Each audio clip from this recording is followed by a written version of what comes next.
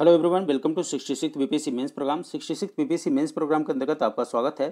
66 BPSC mains programme के अंतर्गत आज का हमारा टॉपिक है Madhubani painting. Madhubani painting GS paper 1 history section के अंतर्गत यह कला एवं संस्कृति का पार्ट है। जैसा कि आपको मालूम है, प्रत्येक वर्ष कला एवं संस्कृति से एक प्रश्न पूछे जाते हैं। आज हम देखने का प्रयत्न करेंगे कि अगर कला और संस्कृति सेक्शन के अंतर्गत मधुबनी पेंटिंग को पूछा जाता है तो इसको कैसे अप्रोच करें।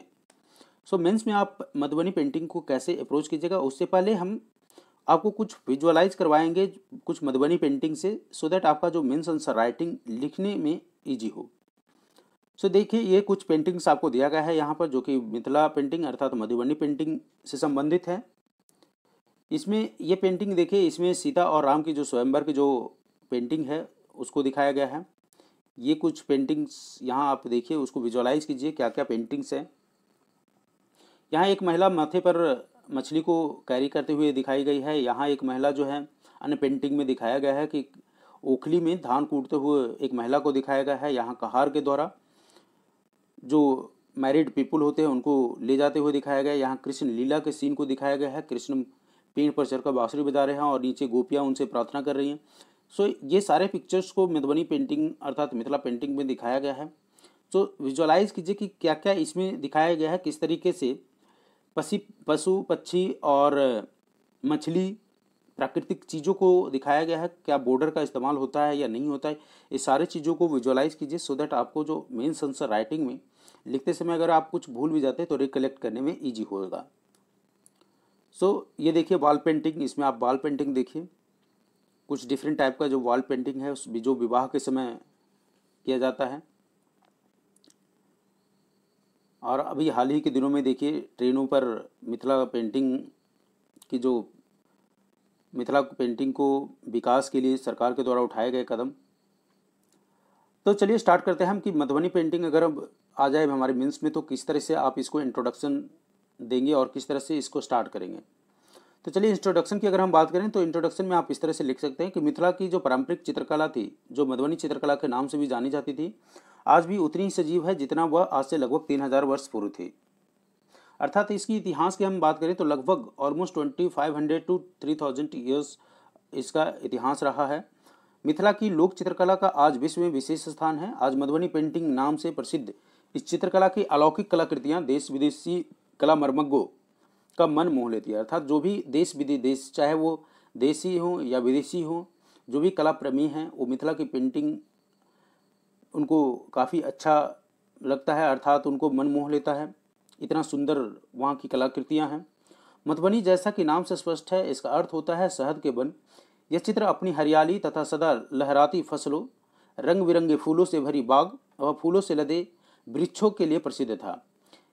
इसी कारण इस क्षेत्र के लोग मधुबन कहलाने लगे और यहाँ की चित्रकला मधुबनी चित्रकला के नाम से प्रसिद्ध हुई। इसके अलावे भी अगर आप चाहें तो 2 लाइन ऐड कर सकते हैं। जो मधुबनी पेंटिंग का जो विकास था वो रामायण के समय तब हुआ जब मिथिला के जो किंग जनक थे वो राम सीता का जब शादी होने वाला था तो उस समय कुछ आर्टिस्ट को कमीशन किए थे, अर्थात कुछ आर्टिस्ट को हायर किए थे पेंटिंग के लिए, और वही वो समय था जब इस पेंटिंग का उद्भव हुआ था। इस लाइन को भी आप अपने आंसर राइटिंग में इंक्लूड करिए। चलिए अगर हम इसको डिस्ट्रीब्यूशन की अगर बात करें तो इसके चित्रांकन की बात करें तो इस चित्रांकन को 3 प्रकार से किया जाता है। साधारणतः जो चित्रकला जो है तो इस चित्रकला में चित्रांकन का कार्य जो है वो 3 प्रकार से किया जाता है। पहला है भित्ति चित्र, दूसरा है पट्टचित्र और तीसरा है भूचित्रण और अरिपन। बेसिकली आपको मैक्सिमम जो आपको दिखेगा उसमें अगर मधुबनी पेंटिंग की जो बात की जाएगी उसमें 2 भाग में ही बांटा जाता है। एक तो भित्ति चित्र और दूसरा भूचित्रण, और जिसको हम अरिपन भी बोलते हैं। इस तरीके से आप इस चित्रकला को 3 भागों में डिवाइड कीजिए, भित्ति चित्र, पट्टचित्र और भूचित्रण अर्थात अरिपन। मिथिला में चित्रांकन के ये तीनों प्रकार मिथिला वासियों के जीवन का अभिन्न अंग है। भित्ति चित्र में 3 रूप देखे जा सकते। अगर हम सबसे पहला की बात करें भित्ति चित्र अर्थात तो वॉल पेंटिंग की बात करें तो अब इसको भी जो है अब इसको अलग अलग हम बात करेंगे।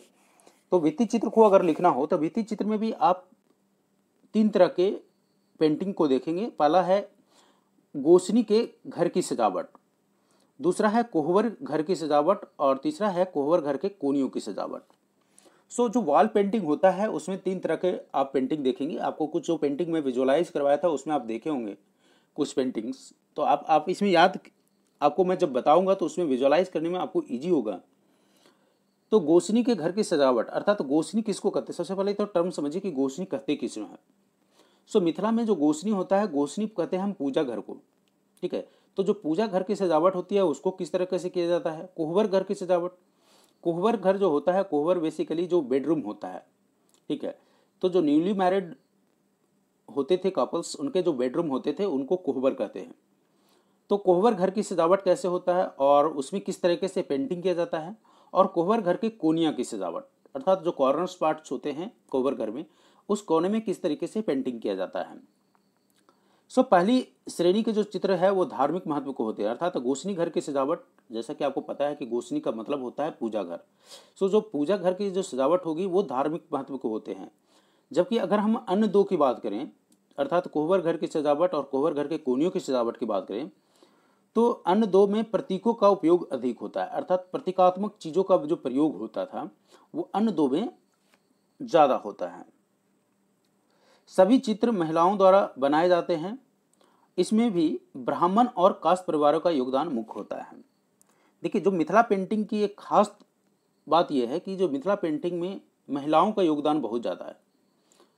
हालांकि आज के समय में, वर्तमान समय की अगर बात कीजिएगा तो पुरुष भी इसको पेंटिंग करना शुरू कर दिए हैं, लेकिन इसमें जो महिलाओं के द्वारा मोस्ट ऑफ द जो पेंटिंग होता है वो महिलाओं के द्वारा किया जाता है। सो जितने भी चित्र हैं वो महिलाओं के द्वारा, मोस्ट ऑफ द 90% जो पेंटिंग है वो महिलाओं के द्वारा बनाया जाता है, और उसमें भी स्पेसिफिकली ब्राह्मण और कास्ट परिवार का जो योगदान है वो मुख्य है। अगर हम गोसनी घर की पेंटिंग्स की बात कर रहे होंगे तो गोसनी घर में देखिए जो धार्मिक वीति चित्रों में जो पेंटिंग होता था वो सीताराम, दुर्गा, राधा कृष्ण, शिव पार्वती, विष्णु लक्ष्मी आदि का चित्रण अधिक होता था। सो जो गोसनी घर, जो गोसनी पेंटिंग होता था, गोसनी के घर का जो पेंटिंग होता था अर्थात पूजा घर का जो पेंटिंग होता था, उसमें सीताराम, दुर्गा, राधा कृष्ण, शिव पार्वती, विष्णु लक्ष्मी आदि का चित्रण अधिक होता था। वहीं अगर कोहबर घर की बात कीजिएगा तो कोहबर घर के भीतर और बाहर के बने जो चित्र होते थे वो कामुक प्रवृत्ति के होते थे। देखो, कोहबर का मतलब ये होता था न्यूली मैरिड जो कपल होते थे उनकी बेडरूम्स की जो पेंटिंग थी उसको हम कोहबर घर के पेंटिंग बोलते थे। इसमें जनरली जो पेंटिंग होता था वो होता था कामदेव, रति, यक्षिणियों का अतिरिक्त पुरुष और नारी के जनेंद्रियां बनाई जाती थी। पृष्ठभूमि के लिए पशु पक्षियों और वनस्पतियों के चित्र बनाए जाते थे, मगर इनका भी प्रतीकात्मक महत्व होता था। देखिए, इन चित्रों के अलावे अर्थात अगर हम बात करें चाहे वो गोसानी घर की पेंटिंग हो या कोहबर घर की पेंटिंग हो, मेन एक ऑब्जेक्ट के अलावे जो बैकग्राउंड की जो पेंटिंग होती थी उसमें पशु पक्षी और वनस्पतियों के चित्र आप देखेंगे। सो चलिए, इससे पहले आपको एक पेंटिंग ले लेते हैं और उसके थ्रू हम दिखाने का प्रयत्न करते हैं। देखिए, मान लेते हैं ये एक पेंटिंग है और इस पेंटिंग में देखिए main objects. So try to find out the main object. Suppose that ये मेन ऑब्जेक्ट है, तो मेन ऑब्जेक्ट को अलावे आप देखिए ये जो पीछे का जो बैकग्राउंड है इसको फिल करने के लिए क्या यूज हुआ है। सो नेचर्स के जो जितनी भी चीज़ें हैं, देखिए मछली, यहाँ कुछ एक पक्षी भर दिया गया। सो आपको ये गैप को फिल करने के लिए कुछ मछली, कुछ पक्षी, कुछ फूल, है ना, तो ये सब चीज़ें जो था वो बना दिया जाता था। सो पृष्ठभूमि अर्थात बैकग्राउंड के लिए पशु पक्षियों और वनस्पतियों के चित्र बनाए जाते थे, मगर इनका भी प्रतीकात्मक महत्व होता था। चित्र मुख्यतः दीवारों पर ही बनाए जाते थे, क्योंकि जैसा कि नाम से ही स्पष्ट है भित्ति चित्र की हम चर्चा कर रहे हैं, मगर हाल में कपड़े और कागज पर भी चित्रांकन की प्रवृत्तियां बढ़ी है। चित्र उंगलियां से या बांस की सूची से बनाए जाते हैं, अर्थात एक्चुअली जो बांस की कुची होती थी उससे या तो बांस की कुची से बनाया जाता है या उंगलियों से यह चित्र बनाया जाता है। उन्नत शैली के अभाव में भी लोग कल्पना की ऊंची उड़ान, कला से गहरा भावनात्मक लगाव और सुंदर प्रतीकात्मक रंगों का प्रयोग इन चित्रों को विशेष आकर्षण प्रदान करता है। इन चित्रों में प्रयोग किए जाने वाले रंग जो हैं ज्यादातर वनस्पति से प्राप्त किए जाते हैं और हरा, पीला, लाल, नीला, बैगनी, नारंगी, केसरिया आदि रंग प्रमुख होते हैं। इसमें जो रंग यूज होता है वो हरा, पीला, नीला, नारंगी, ये सारे रंगों का प्रयोग मुख्यतः किए जाते हैं। वहीं अगर हम पट्टचित्र की बात करें तो पट्टचित्र क्या है? पट्टचित्र बेसिकली मिथिला में पट्टचित्रों की भी अपनी एक विशेषता है, जिसका विकास प्राचीन भारतीय चित्रकला एवं नेपाल के पट्टचित्रकला से हुआ है। सो जो पट्टचित्रकला का जो विकास हुआ है प्राचीन भारतीय चित्रकला एवं नेपाल के पट्टचित्रकला से हुआ है। 18वीं शताब्दी में यहाँ पर चित्रों की रचना खादी पर भी किए जाने लगे। कागज की सहज उपलब्धता से कलाकारों ने अपनी प्रतिभा एवं भावना को कागज पर भी उतारना शुरू किया। साथ ही घर के भीतर कमरों की साज सज्जा के लिए भी प्रयोग किए जाने लगे। अब हम तीसरा जो पार्ट है वो है हमारा भू चित्रण अर्थात भूमि पर चित्रण, और जिसको बोलते हैं अरिपन।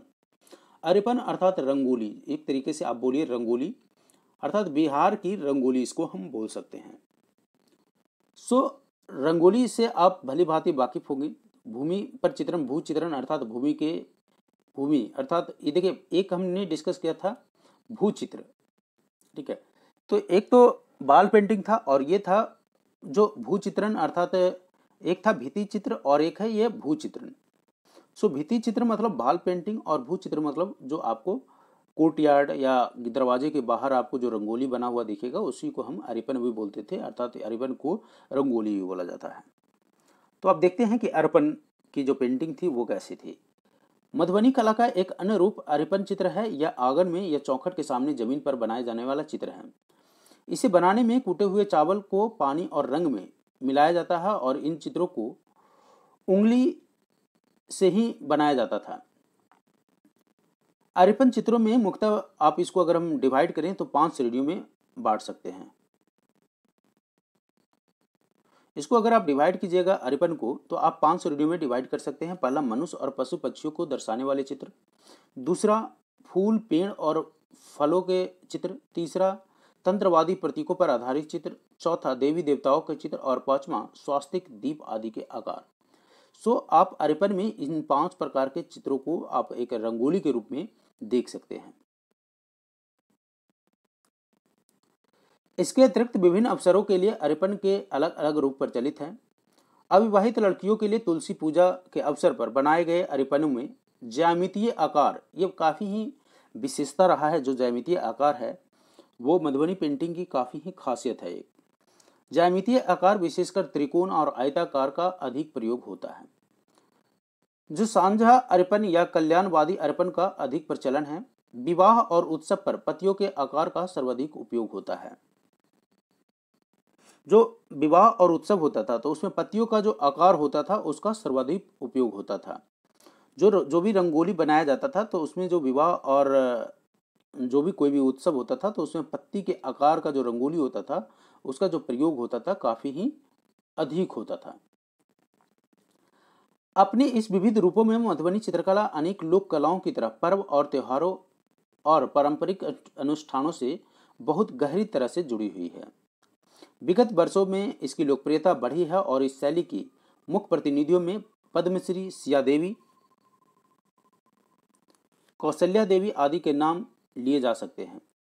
वर्तमान में मधुबनी चित्रकला के कुछ प्रमुख केंद्र इस प्रकार हैं: मधुबनी, सिमरी, लहेरियासराय, रांची आदि। मधुबनी हस्तकला खासकर चित्रकला के आए दिन विदेशों में लगातार प्रदर्शनी आयोजित की जा रही है। शशिकला देवी के चित्रों की प्रदर्शनी जापान में भी हो चुका है। जापान के तोकामाची, ये यहाँ आप तोकामाची कर लीजिए, एक तोकामाची सिटी है, वहाँ पर मिथिला पेंटिंग का एक संग्रहालय बना जा रहा है। और ये जो संग्रहालय बना जा रहा है यह इतना यूनिक है कि ऐसा संग्रहालय भारत में भी नहीं है। तो आप समझ सकते हैं कि जो मिथिला पेंटिंग का जो लगाव है, मिथिला पेंटिंग से जो लगाव है वो विदेशों में भी काफ़ी इसका क्रेज है। कला को व्यापार उन्मुख बनाने के साथ साथ पुरानी शैली में भी कुछ नवीनता के पुट भरने का प्रयास किए जा रहे हैं। अगर हम मिथिला पेंटिंग की विशेषता की बात करें तो मिथिला पेंटिंग की विशेषता में इन चित्रों में चित्रित वस्तुओं के मात्र सांकेतिक स्वरूप दिया जाता है। उदाहरण के रूप में अगर किसी पक्षी का चित्र देना है तो उसका आकार ऐसा दिया जाता है कि बस लगे कि कोई पक्षी है। अगर किसी आदमी का चित्र देना है तो उसके शरीर जो शारीरिक सौंदर्य एवं श्रेष्ठता पर ध्यान देने की अपेक्षा पुरुष अथवा स्त्री के व्यवसाय, गुण, दार्शनिक पक्षों की सुस्मिता के साथ दिखाया जाता है। देखिए, इसका कहने का मतलब क्या है, कि जो मिथिला पेंटिंग की अगर विशेषता की बात कीजिएगा तो कोई भी मिथिला पेंटिंग देखिएगा तो अगर मान लेते हैं पक्षी का चित्र बनाना हो तो पक्षी का चित्र बनाना है तो पक्षी का जो सौंदर्यीकरण पर कोई ध्यान नहीं दिया जाता था कि उसको काफ़ी ब्यूटिफिकेशन करके दिखाया जाए पक्षी को, नहीं, सिर्फ प्रतीकात्मक रूप से उसको ड्रॉ कर दिया जाता है कि हाँ एक पक्षी भी है यहाँ पर। उसी तरह से अगर मनुष्य का चित्र बनाना है तो उसके जो शारीरिक सौंदर्य को नहीं दिखाते थे, बस प्रतीकात्मक रूप में यह दिखा देते थे कि हाँ यहाँ पर इनका व्यवसाय को दिखाया जाता था कि क्या इनका पेशा है। नेचर से जितनी भी पेंटिंग है वो एक तरीके से नेचुरल पेंटिंग है, नेचर से संबंधित पेंटिंग है। रंगों की विशेषता की अगर हम बात करें तो इसमें रंगों की विशेषता एक दूसरा इसका विशेषता हो जाता है। पहला तो इसमें आप देख लिए कि जो किस तरह की विशेषता जो है कि प्रतीकात्मक रूप होना। दूसरा विशेषता है रंगों की विशेषता। रंगों की क्या विशेषता है? रंगों की विशेषता यह है कि प्राकृतिक रंगों का प्रयोग किया जाता था। इसमें जितने भी रंग होते थे वो प्राकृतिक रंगों के निर्माण में काला रंग, काजल एवं जौ को जलाकर बनाया जाता था। अब देखिए जो प्राकृतिक रंग होता था उसको कैसे प्राप्त किया जाता है। अगर काला रंग प्राप्त करना होता था तो काला और जो काजल होता था और जौ को जलाकर बनाया जाता था। काजल जो आंखों में लगाते हैं, सुरमा जिसको भी बोलते, तो काजल और जौ को जलाकर काला रंग प्राप्त करते थे। वहीं अगर पीला रंग बनाना होता था तो चूना और बेर के पत्ते को दूध में मिलाकर बनाया जाता था पीला रंग। नारंगी रंग पलाश के फूल से बनाया जाता था, वहीं कुसुम के फूल से लाल रंग एवं सीम के पत्ते से हरा रंग बनाया जाता था। इसे भी आपको याद रखना कि किस तरह से रंग को प्राप्त करते थे लोग इस पेंटिंग को करने के लिए। ये तो था आपको जो ट्रेडिशनल जो पेंटिंग थी उसके प्रकार और किस तरीके से उसका आपको लिखना है। अगर हम इसको फिर अगर हाल ही के दिनों में पूछ दिया जाए कि भारत सरकार या राज्य सरकार के द्वारा हाल ही में इसको उत्थान के लिए क्या क्या कदम उठाए गए हैं, तो आप उसको इस तरीके से भी लिख सकते हैं कि हाल ही के दिनों में ऐसा देखा गया है कि भारत सरकार और राज्य सरकार के सहयोग से इस पेंटिंग को काफ़ी ही प्रोत्साहन दिया गया है। और आप देख सकते हैं कि जो ट्रेन खास करके बिहार से ओरिजिनेट हो रही है वो सारे जो ट्रेन हैं उनके डब्बों में मिथिला पेंटिंग को दर्शाया गया है। इवन आप पटना रेलवे स्टेशन पर जाइए तो उस पर मिथिला पेंटिंग की जो जितनी वॉल हैं उस पर मिथिला पेंटिंग से उसको पेंट किया गया है।